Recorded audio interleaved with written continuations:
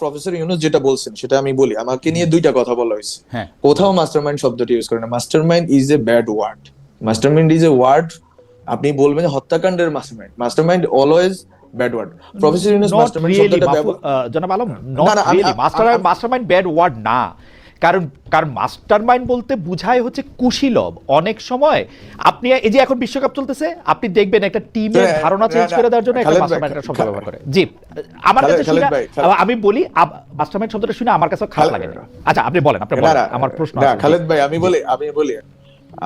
বলি ফাজিল মানে হচ্ছে মানে যারা না, ফাজিল মানে ডিগ্রি পাস না, ডিগ্রি পাস না রে ভাই। ফাজিল মানে হচ্ছে যার মধ্যে ফজিলত আছে, না যে ফজিলত আছে। এই যে আপনি যেগুলো বলতেছেন এটাই হচ্ছে যে ফাজিলের মিনিংটা বদলে গেছে।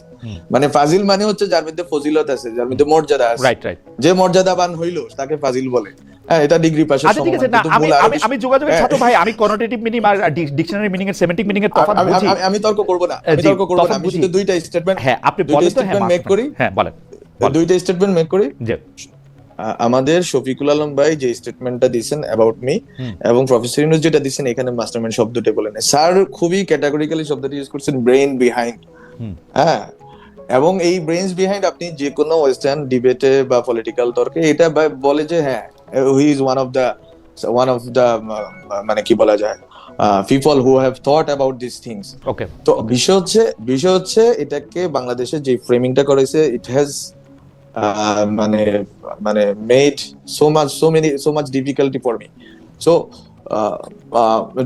মানে যাই হোক, এটা আমি বলতে চাই আর কি। তো এটা আমি বলতেছি যে মেটিকুলাস ডিজাইন উনি যে শব্দটা ইউজ করছেন, অথবা এরপরে যেটা হয়েছে, উনি ওনার জায়গা থেকে উনি স্টোরি টেলিং এর জন্য বলেন, এই পুরো ঘটনাটাকে উনি সারা দুনিয়া ব্যাপী স্টোরি টেলিং করেন, উনি যেভাবে বলছেন এটা একটা। কিন্তু সাধারণ জনগণের কাছে এটা হচ্ছে প্রথম দিকে অবশ্যই রাজনৈতিক নেতৃত্ব যারা ছিল, স্টুডেন্ট লিডারশিপ, তাদের মধ্যে আন্ডারস্ট্যান্ডিংটা ছিল যে এটাকে একটা জমাইতে হবে।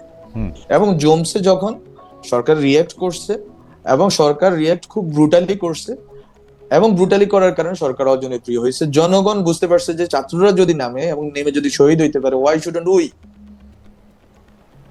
এবং why shouldn't we join their march and protest. এবং মানুষ তখন নামছে, মা বোনেরা নামছে, খালারা নামছে। তো কখন নামছে? যখন ছাত্ররা একটা উদাহরণ তৈরি করছে যে আমরা নামছি, আমরা শহীদ হয়েছি, এন্ড এই যে তোমরা এবার নাম, এবং শহীদ হইয়া তারা এই সাক্ষ্যটা দিচ্ছে যে ওকে নাও উই হ্যাভ। আমার এখানে দুইটা খালি, আমি একটু আগানোর জন্য আমার খালি দুইটা খালি এখানে প্রশ্ন। আমি শব্দর ওই সিমেন্টিক মিনিং এর দিকে আমি না যাই, কনোটেটিভ মিনিং এর দিকে আমি না যাই। আপনাকে যদি ব্রেইন বিহাইন্ড পরিচয় করাই দিতে গিয়া ডক্টর মোহাম্মদ ইউনূস কিন্তু সেটা শুধু কথার কথা বলেন নাই, উনি আপনাকে নিয়ে গেছেন সেখানে ক্লিন্টন ফাউন্ডেশনে, সে বক্তৃতা দেওয়ার সময় আপনাকে উনি স্টেজে উঠে পরিচয় করাই দিয়েছেন। কারণ উনি এটা মিন করছেন, এটা একটা হঠাৎ ঘটনা না। মেটিকুলাস ডিজাইনের ক্ষেত্রেও এটা বলতে গেলে আমার কাছে মনে হয় শুধু এটা স্টোরি টেলিংয়ের জন্য এটা হঠাৎ ঘটনা না। তাও যদি আমি আপনার কথা মেনে নিই যে আচ্ছা এটা একটা হঠাৎ ঘটনা হতে পারে, তাহলে আপনি আমাকে বলেন তো, যে আন্দোলনের মধ্যে ছাত্রদের দেখিয়ে দেওয়া পথে জনতা এবং সবাই অংশগ্রহণ করলো, সেই আন্দোলনের যেইটাকে আমরা ক্ষমতার ভাগাভাগি বলি, সেই ক্ষমতার ভাগাভাগিতে ঢাকা বিশ্ববিদ্যালয় কেন্দ্রিক আপনারা যারা সুন্দর করে কথা বলেন, বেশি করে পড়ালেখা করছেন, তারাই কেবলমাত্র ক্ষমতার ভাগাভাগির অংশীদার কেন হইলেন? মানে সেইটার অংশীদার কেন? মানে যেই ছাত্র, আমি সহজ করে আমার যে কাছে যতটুকু খবর আছে, আমি তখন জার্মানিতে ছিলাম, সহজ করে যতটুকু করে বলি, যেই ছাত্ররা পথ দেখাইছে ঢাকায়, আপনারা একইভাবে ঝিনাইদহে বা কুমিল্লায় বা আমার পার্বত্য চট্টগ্রামেও সেই ছাত্ররা ওই জেলা শহরেও রাস্তায় নাইমা, কারণ আবু সাইদ স্বয়ং রংপুরের ঘটনা, একইভাবে পথ দেখাইছে। কিন্তু ক্ষমতার ভাগাভাগিতে আপনারা গেলেন, আপনারা লিড করলেন কেন? মানে আপনারা কিভাবে নিজেদেরকে নিজেরা প্রতিনিধিত্বশীল বললেন? মানে কেমনে? ওই আন্দোলনের তো কোনো নেতৃবৃন্দ ছিল না, ছিল সমন্বয়ক। আপনারা মানে এটা কেমনে করলেন, এবং এই পরিচয়টা তখন আপনারা কিভাবে মাইনা নিলেন? এখানে তো ধরনের রিপ্রেজেন্টেশন বলতে তো দুনিয়াতে একটা শব্দ আছে, কিন্তু মানে কয়েক হাজার মানে আন্দোলনরত যারা আছে তাদেরকে, বা যারা আহত শহীদ হয়েছে তাদের ফ্যামিলি মেম্বার, এভাবে কিন্তু কখনোই রিপ্রেজেন্টেশন নিশ্চিত হয় না। রিপ্রেজেন্টেশন মানে হচ্ছে আমরা এদেরকে মাইনে নিছি। এখন আপনি যদি বলতে পারেন আজকে রিট্রোস্পেক্টিভলি আমার নাহিদ ইসলাম, আসিফ মাহমুদ, মাহফুজ আলমকে পছন্দ হয় না, ওরা না ক্ষমতা কুক্ষিগত করছে, এই কথাটা আগস্ট মাসে কেউ বলছে? সেপ্টেম্বর মাসে? অক্টোবর মাসে? কিন্তু নভেম্বর 69 সালের মাসে। উদাহরণ আপনি দিলেন জনাব আলম, কিন্তু 69 সালে 69 আপনি যাদের কথা আপনি বললেন, যারা লুকাই ছিল পরে বাইরে আসছে, যারা এই কাজ করছে, তারা কেউ গিয়ে কি ক্ষমতার মানে যেটা হচ্ছে ক্ষমতা কাঠামো এবং পুরনো বন্দোবস্তর ক্ষমতার কাঠামোটা মানে তারা সেই ক্ষমতার মধ্যে গিয়ে বসছে তাদের কেউ বা কখনো বসে? আচ্ছা, আপনাকে একটু বললি, হ্যাঁ 69-এ যখন শেখ মুজিবুর রহমানকে এরা বের করছে স্টুডেন্টরা কি জন্য, হ্যাঁ Sheikh Mujib will lead the struggle against Pakistanis. হুম সেখানে শেখ মুজিবুর রহমান যখন লাহোরে গোল টেবিলে বসলেন, তখনকার পত্রিকাগুলো একটু দেখেন, হুম তখন কিন্তু স্টুডেন্ট লিডাররা অপোজ করছে যে আপনারে আমরা বের করছি কি আপনার এই গোল টেবিল মিটিং করার জন্য নাকি। হ্যাঁ, শেখ মুজিবের এই স্ট্র্যাটেজি নির্বাচনী রাজনীতি সফল হয়তো প্রমাণিত হয়েছে, বা এটা এটা আমরা আলোচনা করতে পারি। কিন্তু কথা হচ্ছে স্টুডেন্টরা, আমি তো মনে করি স্টুডেন্ট না, শুধু স্টুডেন্টদের জন্য আরো সংবেদনশীল, আরো মানে কি বলা যায়, আরো স্টুডেন্ট বা এই জেনারেশনকে কোনো না কোনো ভাবে গাইড করতে চায়, গাইড এবং সাথে সাথে হচ্ছে যে মানে এলিভেট করতে চায়, এরকম আরো লোককে এখানে নিয়ে আসা দরকার ছিল। মানে ক্ষমতা তো মানে স্টুডেন্টদের ক্ষমতা, গাইড করতে চায় নাকি মানে মানে কাদের নিয়ে আসা আমি দরকার বললাম ছিল? আমি বললাম যে এইটা আপনি ধরেন না, এই আফরাইজিংটা তো student led uprising, people were there but led by students. Okay তাহলে স্টুডেন্টরা ক্ষমতার যদি ভাগীদার হয় এবং ভাগীদার হওয়াটাকে যদি আপামর জনগণ মেনে নেয়, প্রশ্ন না করে, আপনি আজকে রেট্রোস্পেক্টিভলি প্রশ্ন করছেন, আমরা শেখ মুজিবের প্রশ্ন করি, কিন্তু শেখ মুজিব 1971 সালের 72 সালের 10 জানুয়ারি যখন ঢাকা শহরে নামছে, কোন বাপের বেটা তাকে প্রশ্ন করছে? করে নাই না তো। না, সেটা তো এখন আপনি বাপের বেটার তো আনতেছেন, কিন্তু এই বাপের বেটার তো আরেক কথা হইলো। বাপের বেটা তো এক কথা হইলো, কারণ প্রশ্ন কে করবে? আমি তখন আপনাদের সমর্থন করি, আরেকজন আপনাকে সমর্থন করে, পুরো বাংলাদেশ হ্যাঁ, আপনাদের হ্যাঁ, সমর্থন করতেছে। না, না, আপনাদের মনে থাকবে যে ইমরানের সরকারের কথাই কিন্তু বাংলাদেশে এই, সব বাতি টাতি বন্ধ হয়ে গেছিল। সেইটা তো একটা মোমেন্ট, সেটা ইমরানের, সেইটা তো মোমেন্ট, হ্যাঁ। সেটা তো একটা মোমেন্ট হ্যাঁ। না। আপনি ইমরানের সরকারের কথা, আপনি যদি ওই যে পত্রপত্রিকার কথা বললেন, তাহলে পত্রপত্রিকা দেখেন, বাতি বন্ধ করে দিয়েছিল বাংলাদেশের সব জায়গায়। আমার মনে আছে, বাংলাদেশের সব জায়গায় বাতি বন্ধ করে দিয়েছিল ইমরানের সরকারের কথা, ওই সব বাতি, জায়গায় বলতো ওই বাতি অনেক জায়গায়। আওয়ামী লীগ হ্যাঁ এবার শেখ হাসিনার নির্দেশে ইমরানের সরকারের মুখশ্রিত বয়ানে তারপরে বাতি আওয়ামী লীগ বন্ধ ইমরানের করছে। সরকার, ওকে, সেটা আমরা, না না, সেটা ওকে, মানুষও, আমরা এই তর্কে সেটা না আপনি যাই খালি তাহলে। শেখ হাসিনা বললে অর্ধেক বলবেন, অনেক মানুষও করছিল, আসলে একটা মোমেন্ট হয়। আমি অর্ধেকটা মানেন, হ্যাঁ, হ্যাঁ আমরা আগেই অর্ধেকটা বলি না, নাই, আমি কিন্তু বললাম আমি যে- বলছি যে শেখ হাসিনার নির্দেশে যেমন বাতি বন্ধ করা হয়েছিল, কিছু কিছু মানুষ এমনিও বন্ধ করছে, যারা ইমরানের সরকারের পরে অনেক শত্রুতে পরিণত হয়েছে। ইমরানের সরকারের অনেক, হইতে কিন্তু পারে, একটা হইতে মোমেন্ট, পারে, একটা খুবই, প্রত্যেক আপনি আমাকে বলেন, আপনি হ্যাঁ। যদি এখন বলেন যে ওই সময় কে বাপের বেটার, তো তইলে ওই বাপের বেটার তো দেখা এটা যেত শেখ মুজিবের কথা আগে ব্যাপারে, না, কথা আগে না। শেখ মুজিবের ব্যাপারে, না না, আপনি জুলাইয়ের ব্যাপারেও বলছেন যে ওই সময় কে বলছে না, যে জুলাইয়ের ব্যাপারে আমি বাপের বেটা শব্দটি ইউজ করি না, শেখ মুজিবের ব্যাপারে বলছি, এটা ইচ্ছা করে বলছি।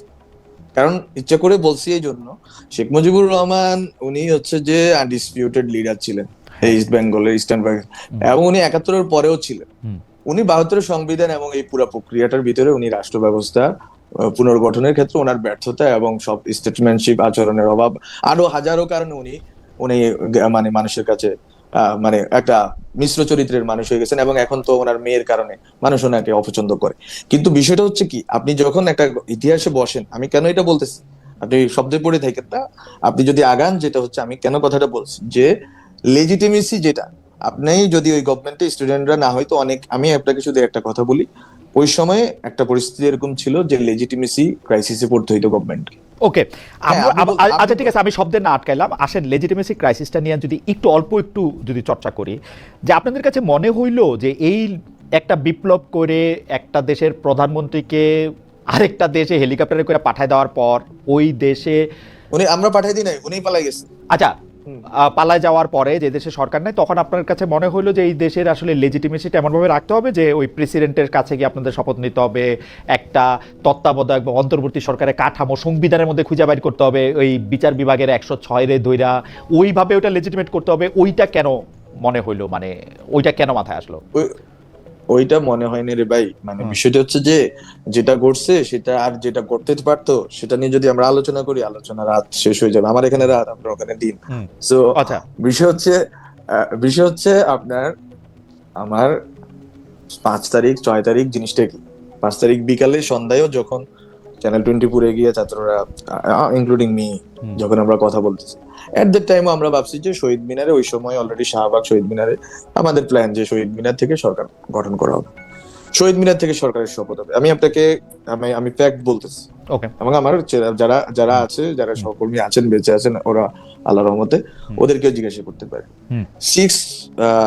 6th August same idea, 7th August same idea, 8 আগস্টে প্রফেসর ইউনূস যখন আসছেন তখনও পরিকল্পনা ছিল যে শহীদ মিনারে উনি যাবেন, উনি জনগণের মধ্যে থেকে শপথ গ্রহণ করবেন। ওকে, আমি এটা বলতেছি।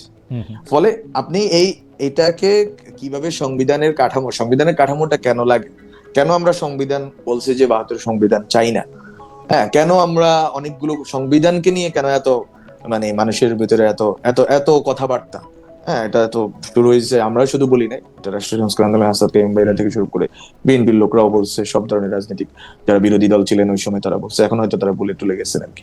তো বিষয় হচ্ছে আপনার, তাহলে প্রশ্নটা কি, আপনি সংবিধান এক্সট্রা কনস্টিটিউশন বা কনস্টিটিউশনের বাইরে গিয়ে একটা সরকার গঠন করবেন, গঠন করে ওটাকে পরিচালনা করবেন। ওই ক্ষেত্রে 5 তারিখে যখন সারাদিন মিটিং হয় রাজনৈতিক দলগুলোর সাথে, স্টুডেন্টদেরকে বাদ দিয়ে, এবং রাজনৈতিক দলগুলোর সদিচ্ছা, আমি রাজনৈতিক দলগুলো বলতে শুধু বিএনপি বলতেছি না, জামাত ইসলামী, তো তারা মিলে যখন এই সভা মানে মিটিং করেন, এবং ওই মিটিং এ ছাত্রদের প্রতিনিধি নামে কয়েকজনের 2-3 জনকে নিয়ে যাওয়া হয়, যারা আসলে ভুয়া, এবং ছাত্রদের মানে ভুয়া বলতে কিছু নাই, মানে তারা আসলে ছাত্রদের ওই অর্থে যে এটা সংগঠন ছিল বা যে কাঠামো ছিল ওই কাঠামোর ভিতরে না। তারা তাহলে কারা, এটা কি বলা যাবে? মানে ওই ছাত্র প্রতিনিধিরা কারা, নাকি এটা আপনি বলতে চান না?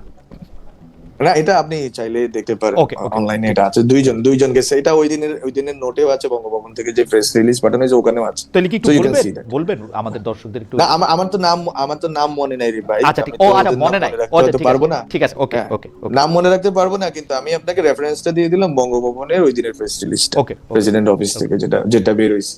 তাহলে বিষয় হচ্ছে এইসব প্রক্রিয়া কিন্তু চলমান ছিল। এখন ছাত্ররা কতটুকু বিপ্লবী হইতে পারে, আজকে তো মানুষের মধ্যে এই প্রশ্ন রিয়েল কারণে আছে, মানুষের হতাশা, এক ধরনের আশাভঙ্গের কারণেই আছে যে আসলে বিপ্লবী সরকার সম্ভব ছিল। আমরা তো বলি নাই যে বিপ্লবী সরকার সম্ভব না, আবার বলি নাই যে বিপ্লবী সরকার করাটাই আমাদের আমাদের মানে আমরা করতে পারতাম কিন্তু করি নাই, এটাও কিন্তু বাস্তবতাকে পুরোপুরি ব্যাখ্যা করে না। কেন বলি, এটা এত একটা জটিল একটা পর্ব, এই 5 আগস্ট থেকে 8 আগস্ট পর্যন্ত, এটা যে যতভাবে বলুক, আমি মনে করি যে প্রত্যেকটাই কোনো না কোনো সত্যকে ধারণ করবে, অনেকগুলো সত্য মিলে এটা নিয়ে একদিন কথা হবে। আজকে হয়তো আমি Definitely, বলতেছি, আরেকজন definitely. বলবে, তখন হচ্ছে এটা একটা একটা পুরা সত্যটা, চিত্রটা আপনি পাবেন। কিন্তু আমাদের স্টুডেন্টদের জায়গা থেকে যদি আপনি শুনতে চান, আমরা আসলে চাইছি একটা পরিবর্তন সরকার, এই সংবিধানের কাঠামোর ভিতরে যাতে আমরা না ঢুকি, সেটা আমরা চাইছি। ওকে, হ্যাঁ, তারপরে আমরা স্টুডেন্টরা চাইছি। তারপরে এটা একটু বলুন। তারপরে হচ্ছে যে আপনাকে বলি, বাংলাদেশের অবস্থা 5 আগস্ট থেকে 8 আগস্ট আপনি যদি এই সময় দেশে দেখতেন, তখন প্রশ্নটা হয়ে গেছে, that coat unquote stability and piece. আপনি হিন্দুদের উপর হামলা, আপনি এর পরবর্তীতে আপনি 8 আগস্টের পরেও যদি দেখেন, একটা দীর্ঘ সময় পর্যন্ত একটা অস্থিরতা, এই অস্থিরতা কিন্তু যে কোনো গণঅভ্যুত্থান বিপ্লবের পরে এই অস্থিরতাটা হয়। এই অস্থিরতাটাকে আপনি মানে কনসলিডেট করার জন্য সাংগঠনিক ফোর্স আপনার ছিল, আমাদের ছিল না।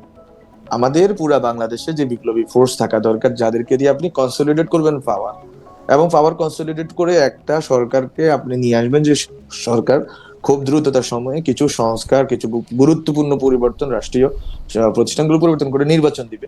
সেই প্রাতিষ্ঠানিক সাংগঠনিক কাঠামো আমাদের ছিল না। আমাদের ছিল lakh lakh millions of people, যারা হাসিনাকে পতন করতে চাইছে, কিন্তু তাদেরকে দিয়ে আপনি এই পুরা ঘটনাটা একটা বিপ্লবী সরকার গঠন করে এটাকে সাস্টেইন করাবেন, সেটা তো আমরা পরেও পারি।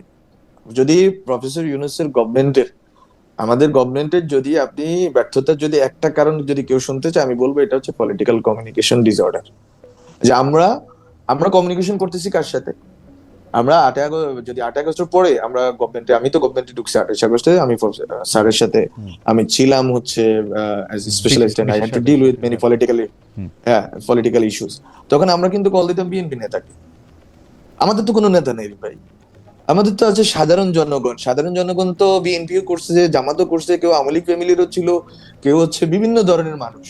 সেটা তো এক এক এক এক এক শিলা মানুষ না, মনোলিথিক না, তারা একটা চিন্তা না, একটা কাঠামোবদ্ধ কিছু না, তারা তো 10 ধরনের। যখন শ্রমিক অঞ্চলে অনেকগুলো ভায়োলেন্স এবং আপনার অস্থিরতা তৈরি হয়েছে, এবং সরকারকে তো এগুলো মানে মোকাবেলা করতে হবে, কারণ আমাদের শ্রমিকদেরকে টিকাইতে হবে, শ্রমিক প্রতিষ্ঠানগুলো টিকাইতে হবে, গার্মেন্টস এটাকে ঠিক করতে হবে, যেটা আমার কাছে মনে হয় যে এই পর্যন্ত আমি যত ব্যাখ্যা শুনছি, আপনার ব্যাখ্যাটা আমার কাছে মনে হয়েছে যে আপনি সেই সময়কার একটা প্রকৃত চিত্র বা আমি একটা দেখতে পাইলাম চোখের সামনে। কারণ 5, 6, 7, 8 তারিখে কারণ কেন বিপ্লবী সরকার না হয়ে একটা কাঠামোবাদী বা সাংবিধানিক কাঠামোর একটা সরকারের দরকার হয়েছিল সেটা আমার কাছে কিন্তু আমার একটা প্রশ্নও আছে। আপনি কিন্তু খুবই মানে খোলা মনে আপনি স্বীকার করে নিলেন যে বৈষম্য বিরোধী ছাত্র আন্দোলন বা যারা এই গণ অভ্যুত্থানটা ঘটাইছে, যারা এই নেতৃত্ব দিতেছিল, তাদের তো ওই সাংবিধানিক মানে ওই সাংগঠনিক কাঠামো ছিল না যাতে তারা এই ব্যাপারগুলি কন্টেইন করতে পারে। আপনি যারা সংখ্যালঘু তাদের উপরে হামলার কথা বলছেন, শ্রমিকদের সাথে এক ধরনের সংঘর্ষের কথা বলছেন, পুলিশ বাহিনীর কথা আপনি বলেন না, আমি বললাম, ইত্যাদি নানা রকম। কিন্তু কোনো অসুবিধা নেই, পুলিশ বাহিনীর কথা আমরাই বলছি এবং আমরা পুলিশ বাহিনীর যে 54 সদস্য, আমি বলি ফর রেকর্ড, 54 জন পুলিশ সদস্য যারা শহীদ হয়েছেন, যারা বা মারা গেছেন, যেটাই বলেন না কেন, বাংলাদেশে যে ভাষা ইউজ করেন, বিষয় হচ্ছে তাদের পরিবারকে সরকার থেকে অর্থ সরবরাহ করা হয়েছে। এটা আমরা নিজেরা করছি, আমি নিজে এই বিষয়তে, হ্যাঁ আমরা তালিকাও করছি, আমরা তাদেরকে অ্যাজ নাগরিক হিসেবে তাদের পরিবারের জন্য সহযোগিতা করছি। তো এখন বিষয় হচ্ছে যে কোনো ভায়োলেন্স, এখন এই ভায়োলেন্সটাকে আপনি আসলে কোনটা কম কোনটা বেশি এসব দিয়ে আসলে না, আমি বেশি কমে জায়গায় আপনি একদম যেরকম পরিস্থিতি ব্যাখ্যা করলেন, আমি আসলে দেশের বাইরে থাকলেও তখন আমি জার্মানিতে, কিন্তু আমি 5, 6, 7, 8 4 দিন আমি ছুটি বাতিল করে আবার কর্মক্ষেত্রে আসছিলাম মানে ডয়েচে ভেলেতে। তো সেই 5, 6, 7, 8 তারিখে আমাকে খেয়াল করতে হয়েছে। তো আমি আপনার কাছে আমার প্রশ্ন, আপনি কিন্তু বললেন যে ছাত্রদের কিন্তু সেরকম সারা দেশব্যাপী একটা সাংগঠনিক কাঠামো ছিল না যেখান থেকে একটা আপনারা কোনো একটা নির্দেশ দিলেন বা কোনো একটা স্বেচ্ছাসেবক বাহিনী তৈরি করে তাদেরকে রক্ষা করতে চাইলেন, সেটা আসলে সম্ভব ছিল না। কিন্তু যাদের ছিল, অর্থাৎ যেগুলি পুরনো রাজনৈতিক দলগুলা, বিএনপি, জামায়াত বা যারা অন্যভাবে ছিল, তাদেরকে কি আপনি ওই সময়কার এইসব পরিস্থিতির জন্য দায়ী করেন যে তারা এটা কন্টেন্ট করতে পারে বা কিছু ক্ষেত্রে ইন্ধন জুগিয়েছে? না, আমি হচ্ছে যে এইভাবে মানে জেনারেলাইজেশন করব না। সেটা তো হচ্ছে যে মানে আপনার মুক্তিযুদ্ধের পরেও তো বাংলাদেশে হিউজ পরিমাণ মব ভায়োলেন্স, এবং মব ভায়োলেন্স না শুধু আজকে যে অর্থে মব ভায়োলেন্স বলে, এটা আপনি 72 সালের পত্রিকায় পড়লে এটাকে কম মনে হবে।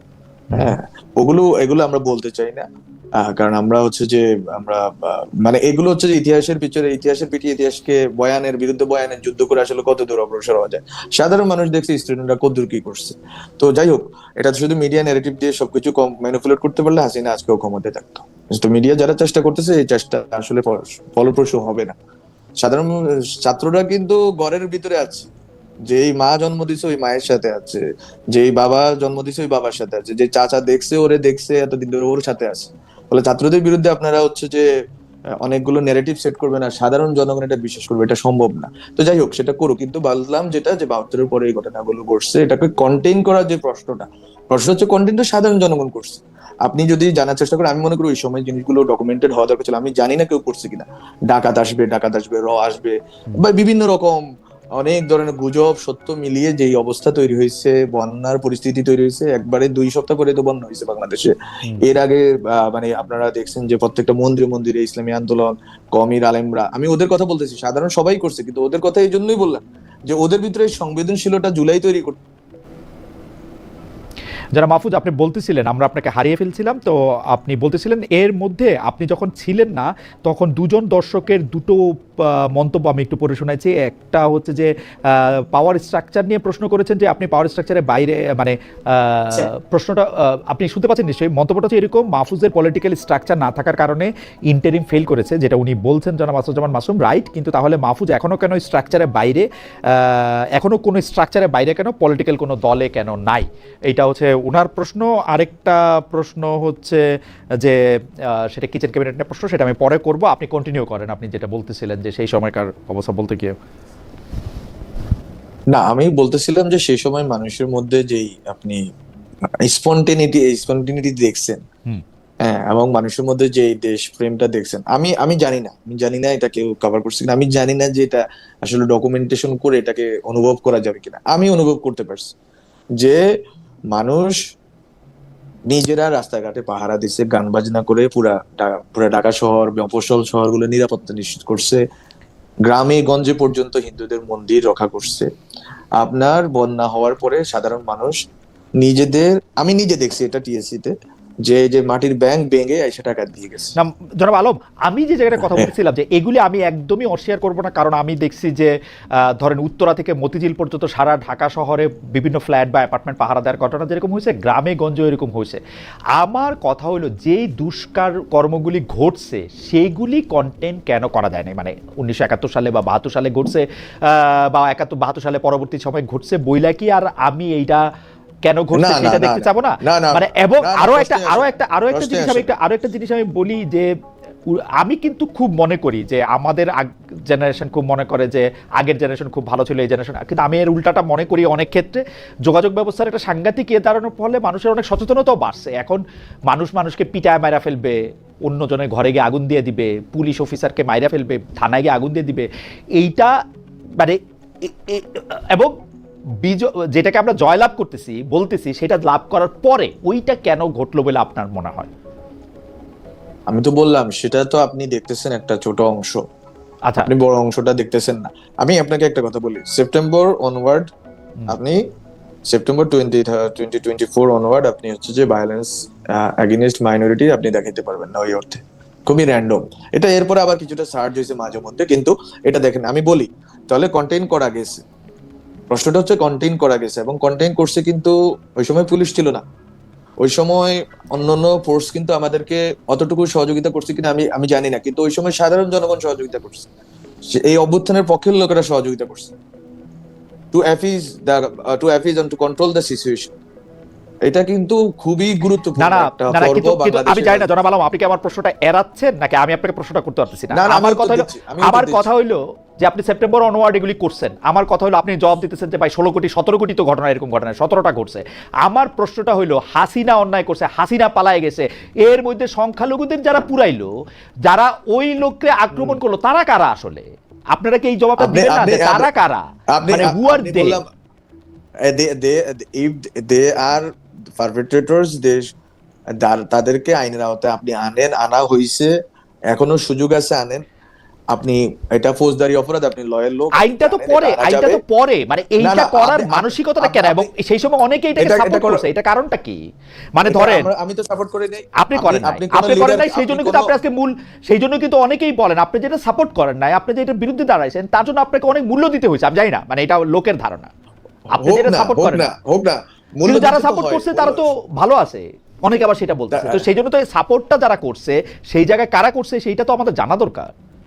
কারা করছে আমি তো বললাম কারা করছে, তাদের তো আপনি একটা তো হচ্ছে আপনি যেটা